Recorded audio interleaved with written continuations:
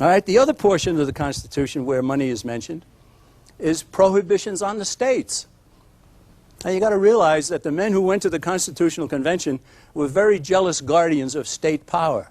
And one of the things that lost here in America is that the states created the federal government, not the other way around.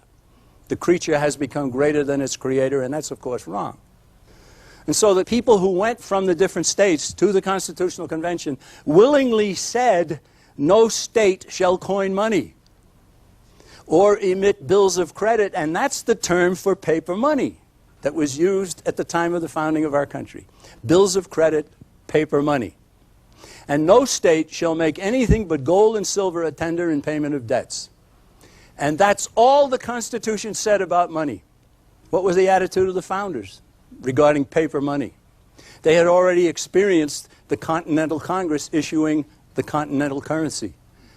If you're as old as I am, or maybe you remember your parents saying something was not worth a continental, that was a common phrase in our country. They weren't talking about the automobile. A continental was the currency. They actually paid the troops that fought in the War for Independence with worthless paper money. They didn't have any choice, I guess, but what they did was wrong. So look what some of the founders said. These are the men who went to the Constitutional Convention. Ellsworth from Connecticut, he didn't stay for the whole thing, but he was there for long enough. He said, shut and bar the door against paper money. James Wilson of Pennsylvania, remove the possibility of paper money. Pierce Butler of South Carolina, disarm the government of such power. And I love this last one from New Hampshire. John Langdon said, I would reject the whole Constitution if paper money is not barred. They knew what had happened with paper money, and they didn't want it to happen again. James Madison is the father of the Constitution. Look what he said. The extension of the prohibition to bills of credit must give pleasure to every citizen in proportion to his love of justice and his knowledge of the true springs of public prosperity. The power to make anything but gold and silver a tender in payment of debts is withdrawn from the states on the same principle with that of issuing paper currency. Let's take a look at currency. We'll draw a picture here of what has happened. I have pictured here a 1907 U.S. Treasury gold certificate. It actually says on it, this certifies that there has been deposited in the Treasury of the United States $10 in gold coin payable to the bearer on demand. The finest paper money the world has ever known. American currency that used to be known as good as gold was because of this.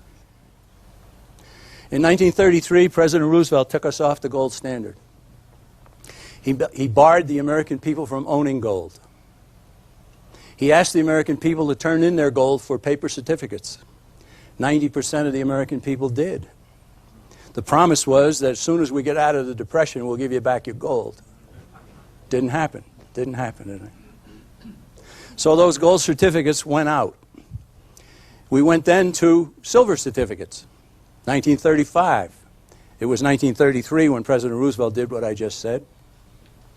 Now these were also U.S. Treasury notes. And it says on the top, this certifies there is on deposit in the Treasury of the United States of America $1 in silver, payable to the bearer on demand. And that was good money. But that disappeared courtesy of Lyndon Johnson in 1968. So let's go back now. The Federal Reserve was begun in 1913. And 1 year later, the Federal Reserve began to issue its own currency. Now this one's dated 1928, but a similar bill could have been put up here from 1914. And up here in the top it says, redeemable in gold on demand at the United States Treasury or in gold or lawful money at any Federal Reserve Bank. Now keep in mind that until 1933, gold certificates were still functioning, still being distributed. And these had to compete with the gold certificates from the Treasury. And so the Federal Reserve was very, very careful in saying that, yeah, their notes are also redeemable in gold. Until President Roosevelt took us off the gold standard. Then we went to the next kind of Federal Reserve note. And this one says up here, this note is legal tender for all debts, public and private, and is redeemable in lawful money at the United States Treasury or any Federal Reserve Bank. Then there's the famous story about the fellow who took a $20 bill to a bank, And he put it up on the counter, and he said to the girl, tell her, he said, yeah, yes, miss, I'd like some lawful money, please. And she said, what do you want, 2 10s or 4 5s? And he said, no, no, if you give me those, they also say it's redeemable in lawful money. If it's redeemable in lawful money, it can't be lawful money. I'd like some lawful money. And he smiled. And she went and got the boss. The boss came out and said, sir, what can I do for you? I'd like some lawful money for my 20, thank you. What is it that you consider lawful money? He said, gold. Sorry, can't give you gold. It's against the law. Thank you very much. Give me back my 20. You've proven my point, and out the door he went.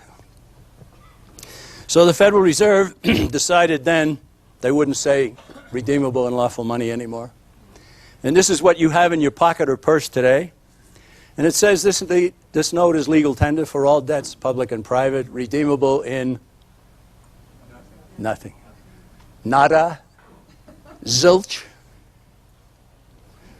The amount of which, the value of which, the interest rates on which are set by a private agency called the Federal Reserve that is beholden to no one.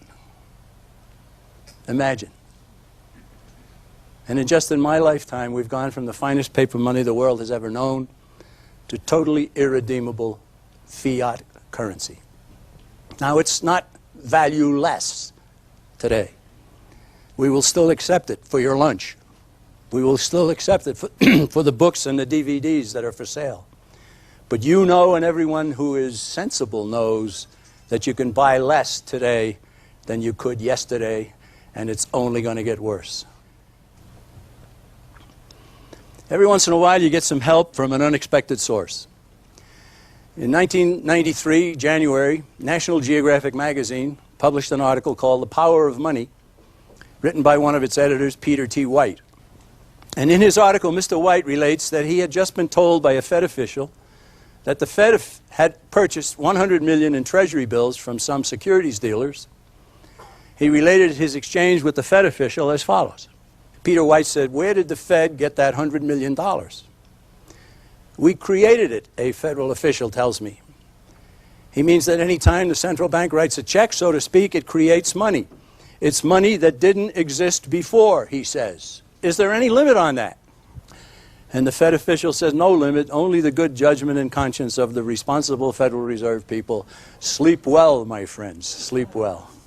Where did they get that vast authority? He said, it was delegated to them, Federal Reserve Act of 1913, based on the Constitution, Article 1, Section 8, Congress shall have power to coin money, regulate the value thereof, which is a bald-faced lie, and that Fed official may have even believed that. I don't know. I don't know who he was. But we just went over what that portion of the Constitution says, didn't we? And it does not say that there is no limit on the amount of paper money that can be created out of thin air by the Federal Reserve.